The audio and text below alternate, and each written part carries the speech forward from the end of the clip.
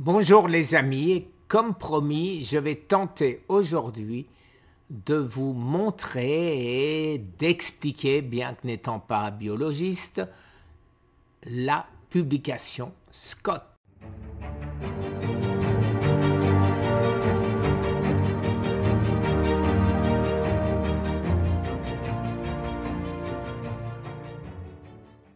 Inhibition de Scott et réduction des tumeurs et de l'inflammation dans le modèle de cancer Lewis.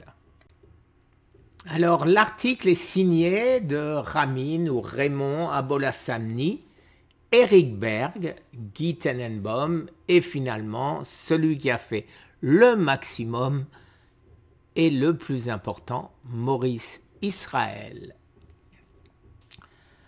Alors, cet article a été soumis le 16 mai 2022, a été accepté le 28 mai 2022 et a été publié le 30 mai 2022. Donc, ça a été extrêmement rapide.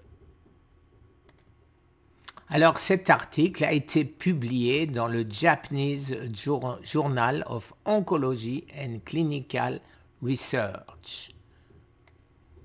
Alors pourquoi ce journal? Simplement parce que d'abord il est indexé sur PubMed, et bien tout simplement parce qu'ils nous suivent depuis le début et ils nous ont écrit pour insister que si on doit publier, qu'on leur donne la préférence, et donc bien sûr on a gagné beaucoup de temps en les choisissant.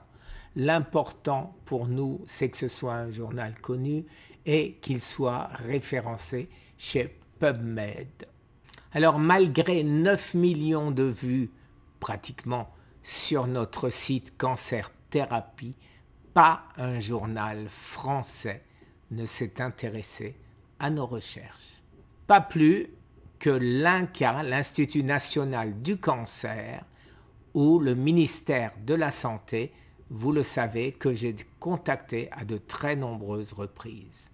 Ce journal est extrêmement bien fait. Vous avez le résumé, vous avez ici, en cliquant sur Full Text, la totalité de l'article.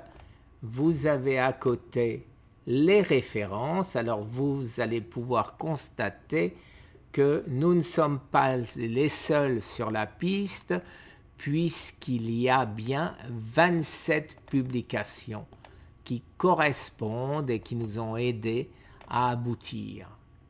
Et nous avons finalement les tables et figures où vous avez toutes les, j'allais dire les dessins, les chiffres, etc., avec tous les résultats. Ceux qui comprennent un peu la biologie seront intéressés par les figures.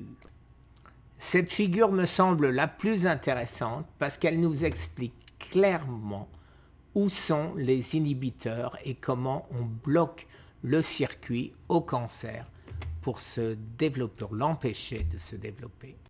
Cette figure montre comment ce qu'a fait en fait l'inhibition de Scott sur l'expansion, j'irais dire, des cellules du cancer. Cette figure, pour moi, est la plus intéressante. Pourquoi? Parce qu'elle nous montre le cisplatine qui est ici. Voilà, ça c'est le traitement de référence de la chimiothérapie. Et regardez le résultat avec notre manière d'inhiber Scott. Nous sommes à plus de 200% de résultats en plus. Et sans aucun effet secondaire, alors que la chimio, vous le savez. Et je tiens à préciser que nous n'avons même pas fait jeûner les souris. Donc, qu'en aurait été-il si, en plus, les souris avaient jeûné et avaient fait une diète cétogène? Alors, en quoi cette découverte est importante? Eh bien, simplement, nous allons arriver, nous allons continuer les recherches pour trouver le meilleur inhibiteur de SCOT. Pour l'instant, nous pensons que c'est la mélatonine qui peut remplacer le Lithostat.